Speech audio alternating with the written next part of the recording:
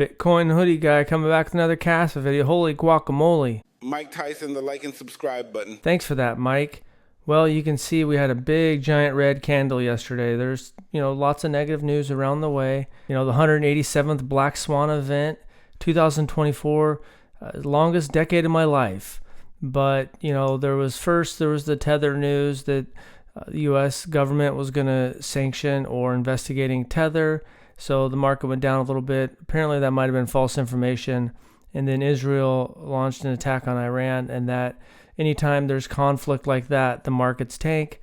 And for me, and most of the core developers are in Israel, so I don't know if that led to Kaspa having a little bit bigger of a dip. It did bounce back a little bit because it did get down into 10 cents, and now it's a little over 11 cents, so 11.5 cents. So it did kind of recover a little bit, but it's down more than most of the market.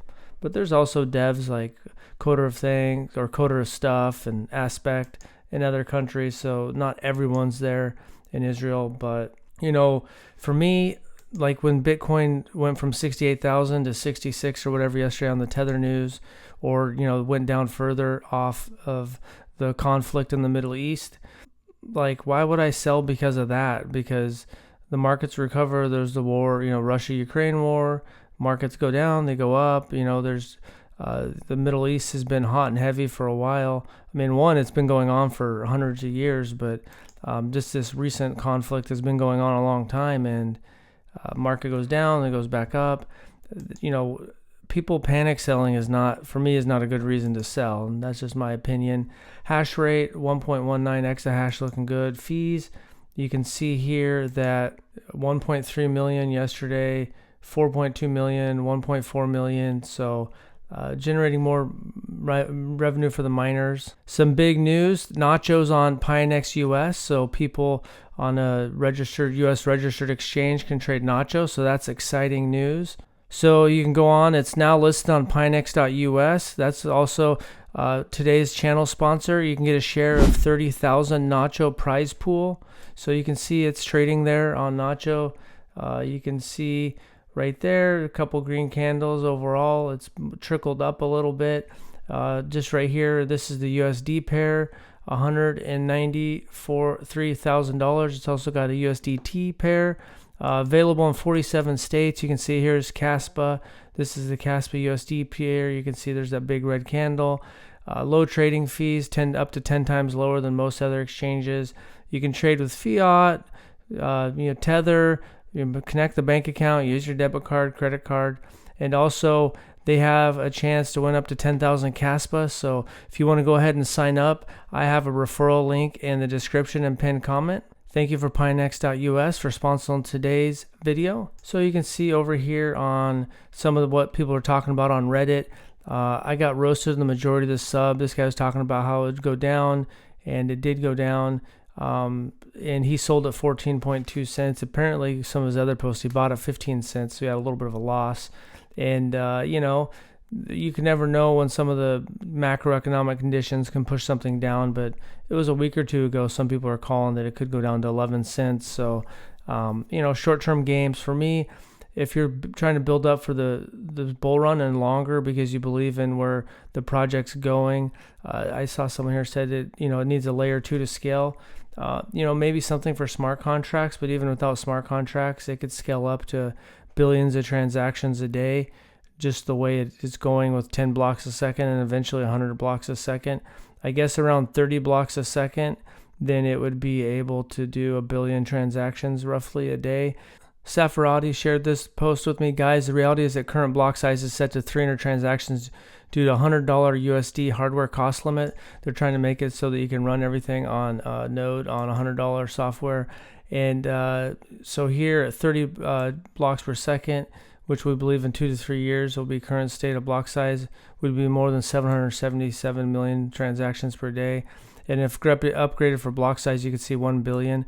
And I know Jonathan's talked about 100 blocks per second is his goal, which I think would put up to about 2.59 billion. I talked about that in my video yesterday.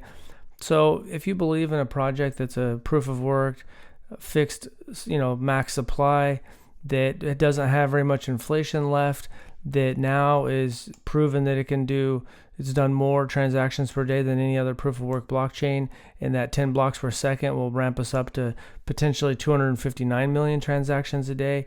And then anything above that, it could triple, or it could go 10 times up to 100 blocks per second, which I know is very important for Yonatan Saplinsky.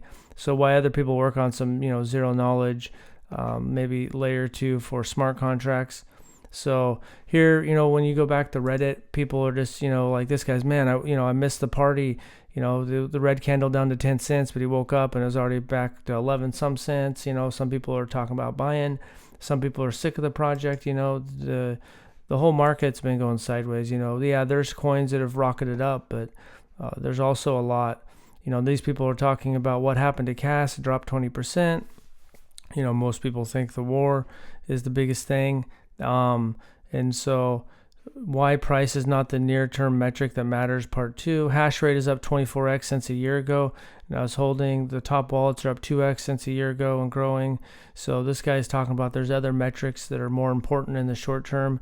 So a lot of it's around the price action and the falling, which, is pretty standard.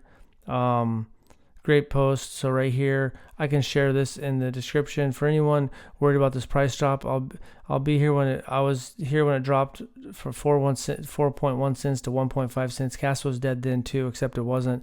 The network continues to grow. So for me, my main things like buying Bitcoin and Kaspa are things that I have more long-term conviction in. So the short-term price action is not fun when it goes down, but there's people who have been holding through lots of bear markets with Bitcoin. And so, just get your game plan together, because once, I think that the market should turn around eventually. Maybe it's waiting for the election to finish up. We're just a little bit a week over kind of having clarification there, whether Donald Trump wins or whatever. If Harris wins, the market might tank at 20% in one day and then recover. But then doesn't mean that next year or maybe even later November or December we're going up. You can see, like with Microsoft having the meeting about whether they should assess the Bitcoin investment with their, and all those top companies have billions of dollars. They have billions. I think the top 10 companies have $850 billion cash. So if they just put a little bit of that into Bitcoin, then that could help the price go up. And then as Bitcoin goes up, the whole market goes up. And then also people might be looking at another proof of work that can handle more transactions at a quicker speed on the layer 1. So take a quick look. You can see some of the KRC20 has been hammered. K down 20%. They were posted that they have 275,000 Kaspa in the DAO. They're going to vote on treasurers, and then they're going to be putting it into its own wallet. So that's cool. You can see actually Kango is up 129%, so that one's performing pretty good. Nacho is up 7%. Dog K up 11%. You got Gold up 14%. Bully 29%. I heard rumors that maybe Gold's going to get listed on MEXC. I don't know about that, but I saw someone posting about that on X. So, a lot of going on. We can check in on Hoodie. Looks like no trading volume, $8,500 market cap. So we're just going sideways there, 160 holders. And it'll be interesting to see how that plays out. So that's all I got for today. My conviction hasn't changed, and we'll just kind of wait and see how this bull market unfolds. Thanks for watching, and let me know if you bought the dip.